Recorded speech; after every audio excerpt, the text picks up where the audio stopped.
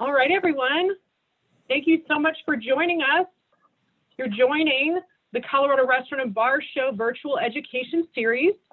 Today, we're going to focus on taxes. You're joining after all that. What do I do now? What you need to know about filing taxes for 2020. So we'll give it just a minute here for people to join us, and then we'll go ahead and start.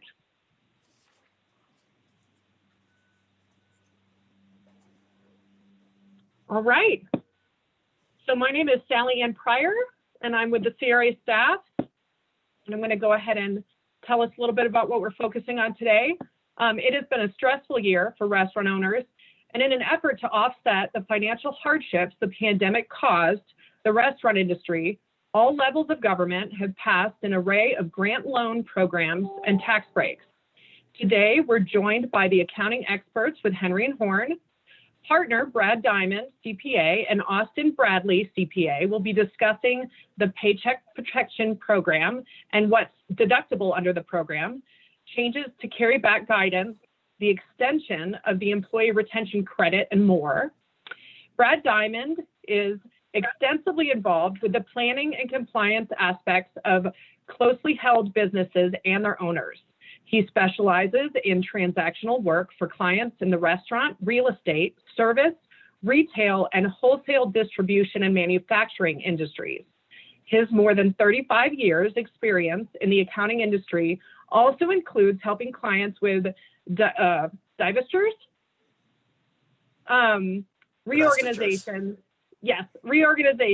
IRS audit defense, and mergers and acquisitions.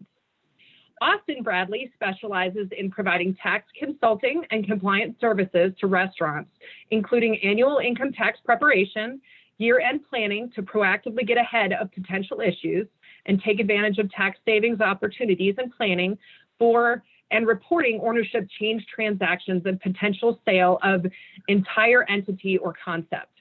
Austin works with clients ranging from independent locations to franchises and large restaurant group concepts. If you have any questions during the presentation, please use the Q&A function in your Zoom window. And without further ado, I'll hand it over to Brad. Thank you, Sally Ann.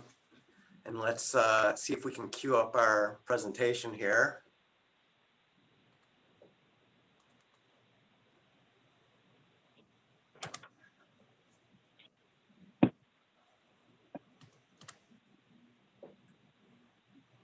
Great. I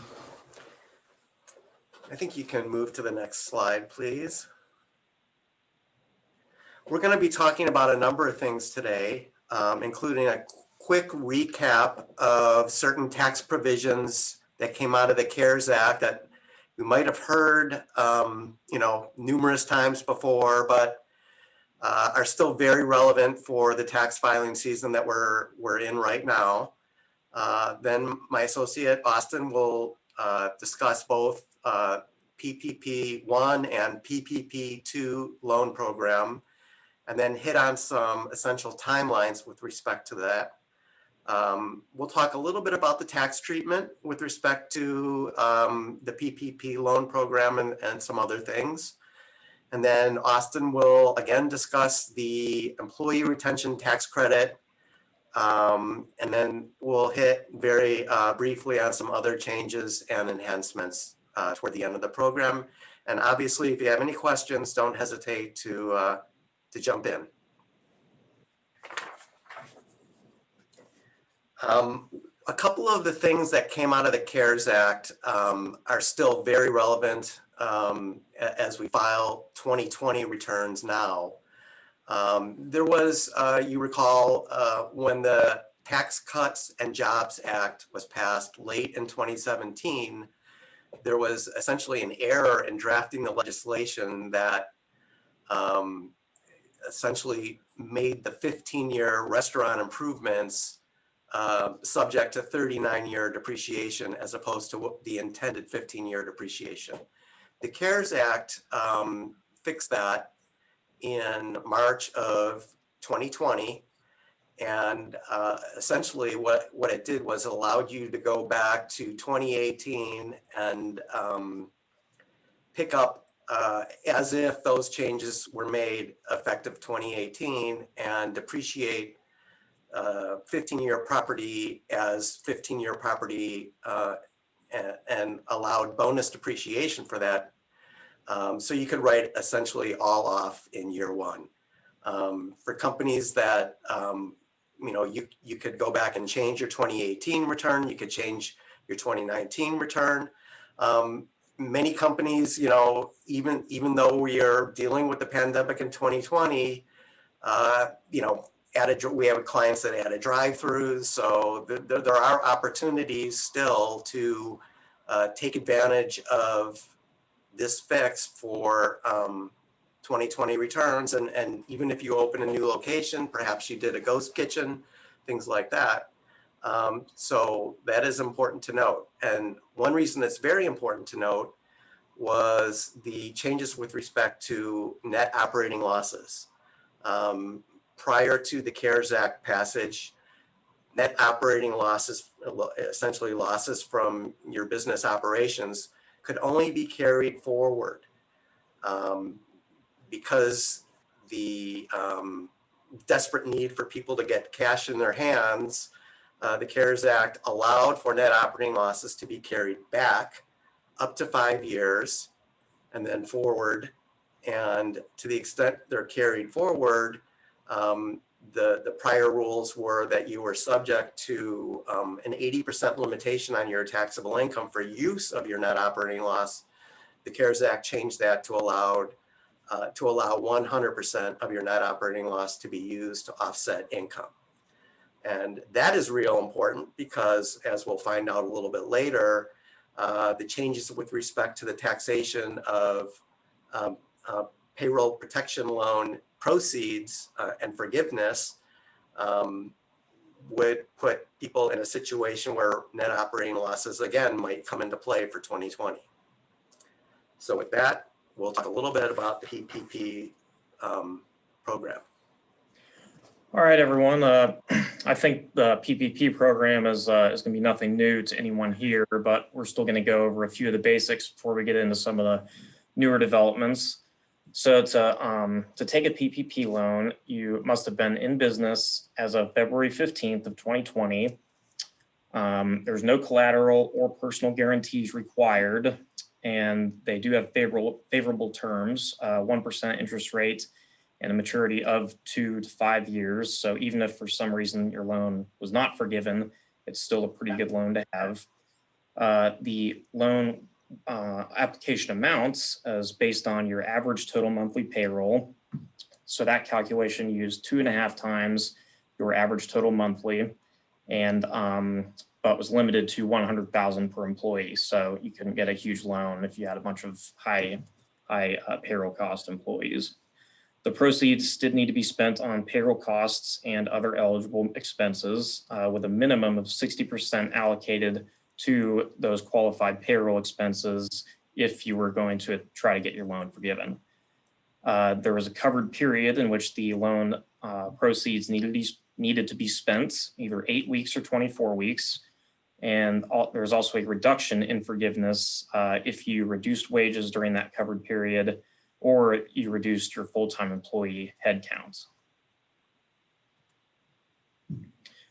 So for the second draw of a PPP-1 loan, the requirements to apply for that are that your original PPP loan has not been formally forgiven by the SBA. It can only be done by the lender of record, so the current owner of the loan. It is eligible to borrowers that returned or repaid part or all of their loan and reported that to the SBA before December 27th. So if you repaid your loan thinking you didn't need it, and now maybe you've changed your mind and think that cash might be helpful, you can go back and apply for a second draw. For partnerships, they're eligible for an increase in their loan amounts if their original loan application did not include partner compensation, which now can be included for the second draw. Seasonal employers are allowed to use a 12-week period if it increases their loan eligibility amounts. And then there's a change in the calculation for certain farmers and ranchers, but I don't think anyone on this call is a farmer or rancher, so we won't get into that too much. I don't know, Sally Ann, do we have any farm to table people maybe out there? I'm maybe not sure on the call itself. Let me check. Well, just in case, I mean, if someone actually is running a farm, maybe we can follow up with them offline. Yeah, good. Sounds good. So now onto the PPP2. So who is eligible for this? That's going to be your employers with 300 or fewer employees and who have used or will use the full amount of their first PPP loan prior to receiving PPP2 proceeds. You do need to have a 25% decrease in gross receipts in any quarter in 2020 when compared to the same corresponding quarter in 2019. Now, if you do have more than one location in your NAICS code, starts with 72, you're going to be limited to 300 employees per location rather than per entity. So that could be helpful for restaurants and bars that have multiple locations with many employees per. That's what that NICS of 72 is. That's going to be your restaurants and bars generally.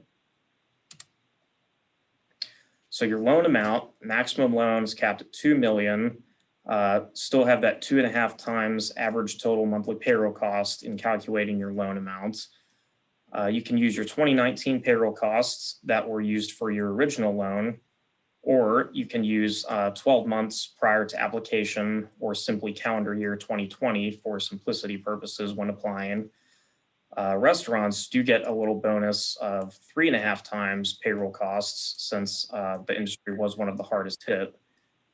Covered period, still going to have that 8 or 24 week covered period. There is talk of the alternative period going away, and instead of an 8 or 24 week covered period, being able to choose simply any period between 8 and 24 weeks that the funds need to be spent, but that's not official yet, so we still need some guidance there.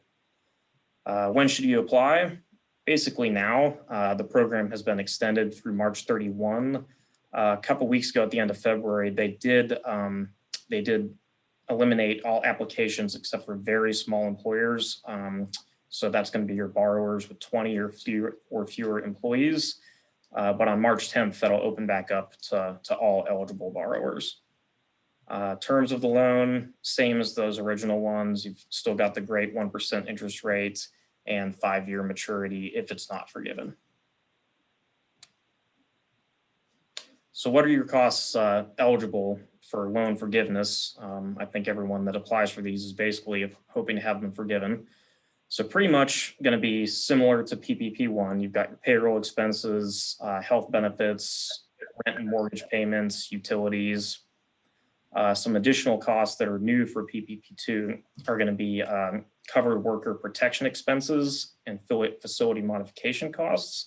So that would be like PPE for your workers, your masks, face shields, what have you, and also costs to comply with federal COVID-19 health regulations, which could be like your plexiglass, partitions in your drive-through, ventilation systems for your HVAC, as well as expansion of either indoor or outdoor spaces to promote social distancing. Covered operating costs also include software, cloud computing services, HR and accounting. They did put in a little part for property damage costs that are related to the public disturbances that we saw throughout the country during 2020 that were not subsequently reimbursed by your insurance. Your employer provided group insurance benefits. You can use those as part of your costs. So that's your group life, disability, vision, or dental. You do still need to keep in mind that you've got to spend 60% or more on payroll when doing that allocation in order to qualify for full forgiveness. And there is one. I'm just going to interject real quickly. Yeah. Oh, all right, you go ahead. Go ahead, Brandon. I think we're going to say the same thing. I think so as well. I was going to say that you probably want to maximize the 40% that you use for the non-payroll costs as we'll find out, because that is going to benefit you with respect to the employee retention tax credit that Austin will talk about later. Yeah, so definitely want to use as many of those utilities, rent payments, stuff like that as you can. Documentation requirements. You apply on the form 2483 SD. You're going to need those average monthly payroll costs to provide to the lender and the SBA. So you're going to support that with your quarterly forms 941 and your state unemployment returns, which you're already filing every quarter anyway. Potentially, you could use payroll registers or journals to either provide additional supports, or if for some reason you can't use your 941s, I can't really think of a good reason that you wouldn't be able to do that. And then as far as other expenses, invoices, canceled checks, things like that, anything that can prove that you paid those costs. No documentation should be required if you're using your same 2019 payroll amounts and other cost amounts that were used for your first PPP loan, and your lender is the same, as they should still have all that information on file. If you're self-employed, you can use Schedule C of your 1040 tax return where you report your business activity. And again, if you have employees, your 941s and state unemployment returns. They may ask for quarterly internal financial statements to prove that you did have the reduction in gross receipts, that 25% reduction that you need to qualify for the loan. Kind of depends on your lender. I've seen clients that had to provide that, and others that have not. Loans under 150,000 will not need to provide documentation at time of application, but when you go to apply for forgiveness, you will need to provide that documentation unless things change. So make sure that you'll be able to have that on hand. So some of the key dates regarding the PPP program. So your covered period begins the date the loan's funded. Your first loan payment is due 10 months after funding of the loan. When you apply for forgiveness, bank has 60 days to review and send that application on to the SBA, and then the SBA has 90 days to approve and remit forgiveness to the bank. So the total of 150 days maximum for forgiveness from application to hopefully approval. If the SBA does not approve your forgiveness application, you've got 30 days to respond, or you lose all your rights to contest that in court. So don't let that go on the back burner if that happens to you. And then you're required to retain your PPP documents, all your application, et cetera, documents, all that stuff for 6 years after the date is either forgiven or repaid in full. I'm not really sure why that you would need to retain all that stuff if you repay the loan, but certainly I could see it for forgiveness. And then Brad's going to talk a little bit about the tax. I'm going to talk a little bit about. Sorry, we didn't practice this enough. I'm going to talk a little bit about the tax treatment of relief funds and the related expenses. Before I get started talking about what's on the slide here, just a little bit of background. When the CARES Act was passed back in March last year, the Congress was very specific in saying that if your PPP loan was forgiven, that would not be taxable income to you. Probably a couple months after that, in May of last year, I believe it was, Treasury came out and said, well, we won't tax you on the forgiveness of the PPP loan proceeds, but you won't be able to deduct the expenses related to that.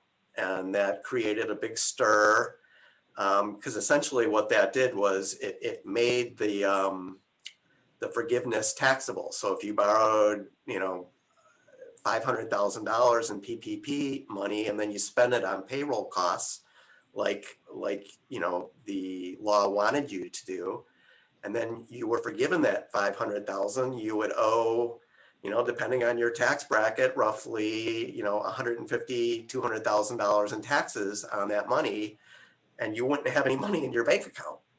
So it was pretty controversial. The IRS doubled down in November of last year and basically said, they came out with a couple rulings which said, yeah, you cannot deduct expenses with respect to forgiven PPP loans, whether it's been forgiven or whether you expect that it will be forgiven. You can't take those deductions. So again, doubling down on the controversy.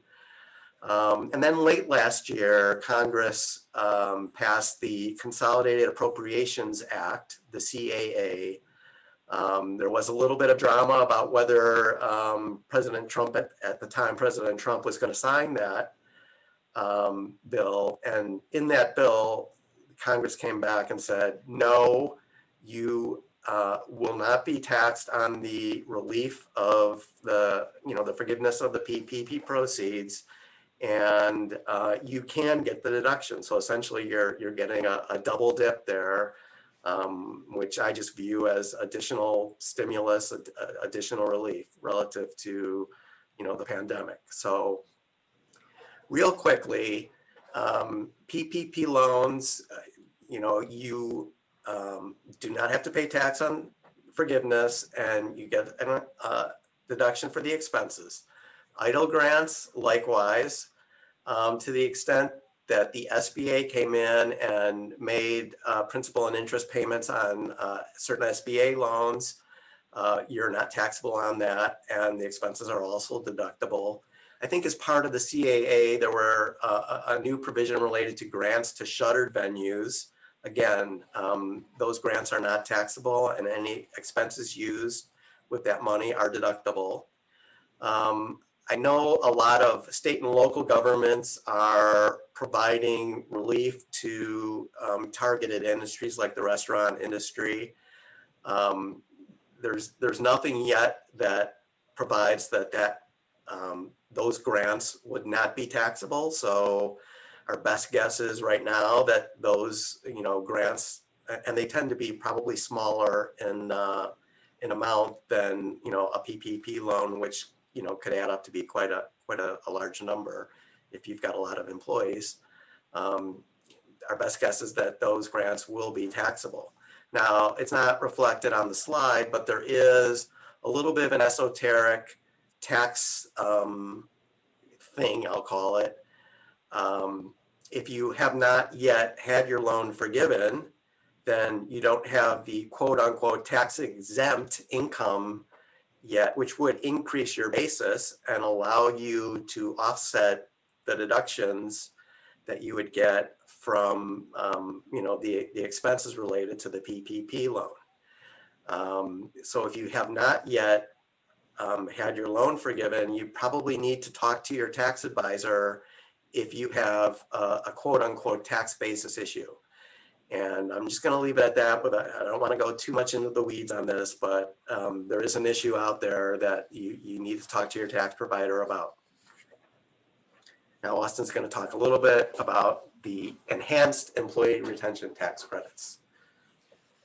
All right, so the employee retention tax credit, that was brought about the same time as PPP loans by the CARES Act back in 2020, but it kind of went overlooked and overshadowed by the PPP program, I think primarily because you were automatically ineligible for the ERTC if you were a recipient of PPP funds.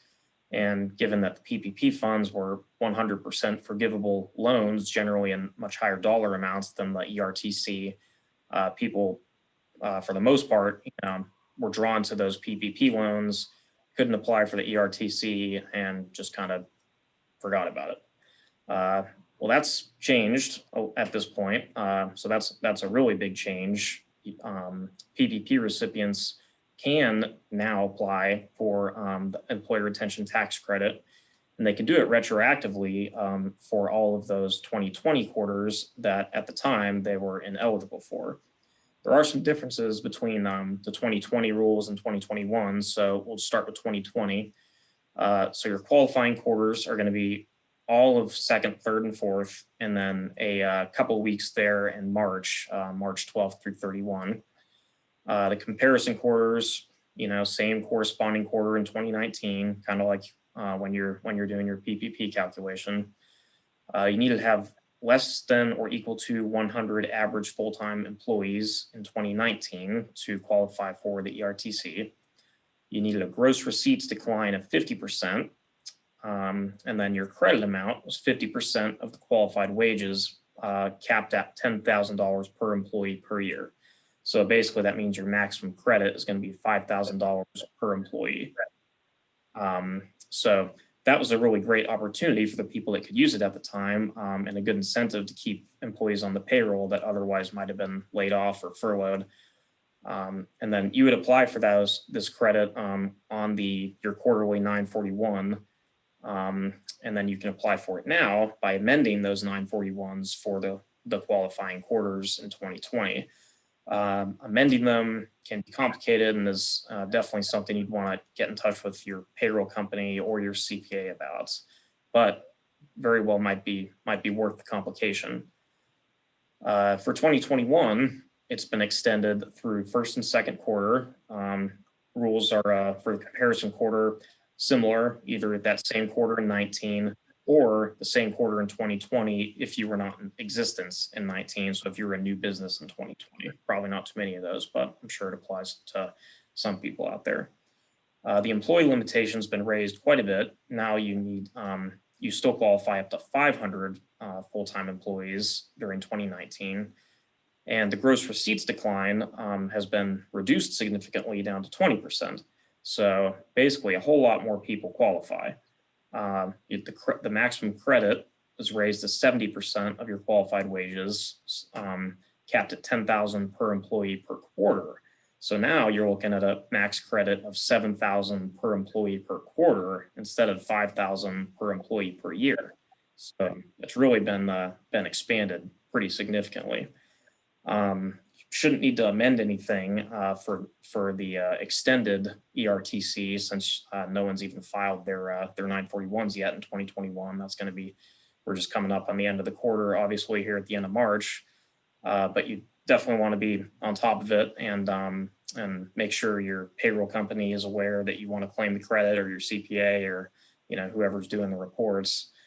You can potentially get an advance payment of credits using Form 7200. So you would calculate your estimated credit that you would get on your 941, file the 7200 for an advance payment, and then reconcile, once you file the 941, reconcile what you received with what you should have received, and either have to pay a little back or get a little more. There are some other opportunities to still claim the credit, even if you do not meet the gross receipts test. So if you were fully or partially suspended due to government shutdown, you can take a credit on the wages paid during the shutdown. You're still subject to that full-time employee limitation if the employees were still working during the shutdown. I don't think that that's probably common for them to still be working during the shutdown, but again, sure it applies somewhere. Eligibility, if you have more than 100 average FTEs, if either your government shutdown test is met or your gross receipts test is met, and your employees were paid to not provide services, so they were not working, and you were shut down and met the gross receipts or met the gross receipts test, then you'll be eligible even if you had more than 100 average full-time employees. And important to keep in mind, and this kind of ties back to what Brad said a few slides ago about the 60-40 expenses split, your wages paid with PPP funds are not eligible for the ERTC. So that's why it's really important to try and maximize 40% of other expenses, utilities, rent payments, et cetera. That way you can hopefully maximize your ERTC. The AICPA has requested guidance for taxpayers who already submitted loan forgiveness applications, maybe didn't optimize their 60-40 allocation. So hopefully we'll get some guidance, and those taxpayers will be able to essentially amend their loan forgiveness apps to optimize that allocation and then optimize their ERTC. few other miscellaneous changes here. We've got the extension of the debt relief program. So that's your payments of principal and interest on certain qualifying loan programs that were established under the CARES Act. Starting in February, so last month, there's going to be 3 months of principal and interest paid.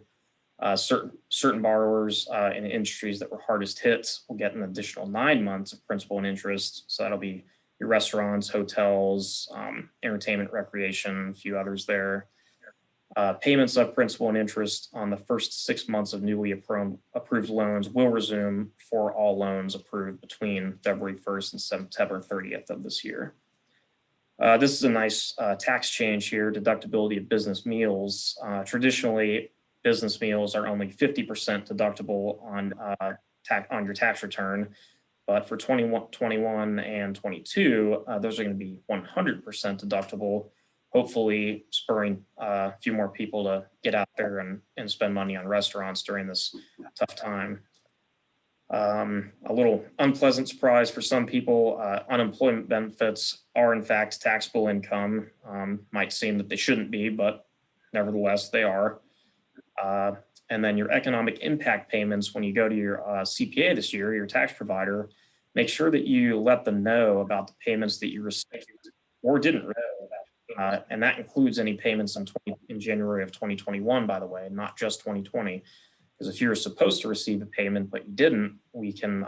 There's a way to claim that on your tax return and have that money refunded to you as part of your overall tax refund. So I think that's about it. Looks like we have some questions in the Q&A here. Any provisions for seasonal businesses? So there are some provisions. You can. Oh, said somebody wants to answer it live. Oh, sorry. I just went ahead and marked it off, so we don't get confused about what's going on. Gotcha. Keep trucking. Sorry. Yeah, there are some provisions to use different count instead of using a calendar year or corresponding quarters. You can essentially go on what makes sense for your seasonal business. As far as specifics, I'd have to look into exactly what those are, but there are provisions out there. What is included in payroll expenses? Payroll taxes are included. Owner salary is included, but remember, you're capped at that $100,000 per employee. Tips paid on paychecks, not business expense. Tips are from customers. So tips, I do not believe you can use as part of that calculation, if I'm not mistaken. All right, next question. For payroll expenses, will I use start of pay period date or will I use paycheck dates? That's a good question. I think you use your pay period date, but I can look into that and get you a for certain answer. Thought we had 10 months after the 24-week usage period to file loan forgiveness paperwork. That's true. Maybe there was a misunderstanding about if you're talking about the end of March deadline, that's to apply for a new loan. So maybe I didn't make that clear. Can PPP Draw 2 be spent on invoices for perishable goods for restaurants?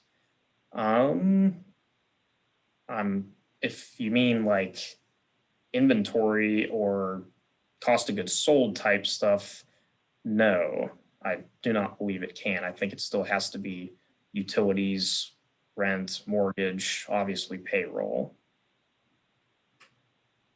What if you just have part-time employees? So there is a way to use full-time equivalents. It's a formula where you calculate how many part-time employees you have, how many hours they work, and come up with a full-time equivalent.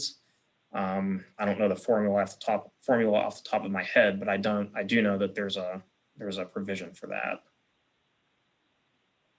And then lastly here, for the ERTC, my understanding is that if we are a restaurant that we're just down or restricted in our capacity limits, we can claim this credit even if we do not meet the gross receipt decline. That is correct. I think I had that on one of the slides about other opportunities. So if you're shut down partially or fully due to government restrictions, you should still be able to qualify for the ERTC.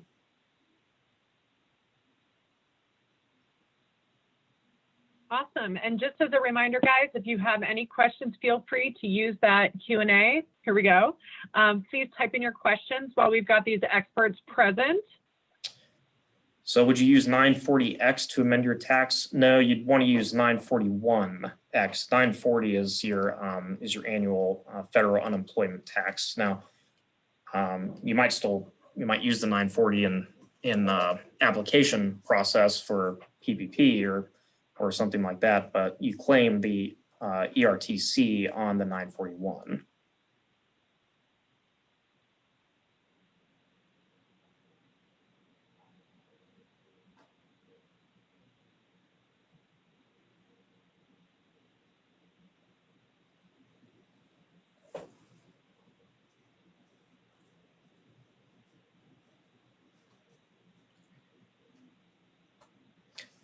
What about last year if you already filed your 941? So that's what the 941X is. It's an amended 941. Yeah, it's a 941X is amended. So if you've already filed your 940, that's no big deal. We can go and retroactively claim the credit with the 941X. Double check on the perishable question. Thought it was eligible in PPP2. You might be right about that. There's a lot of provisions. I might have missed that one.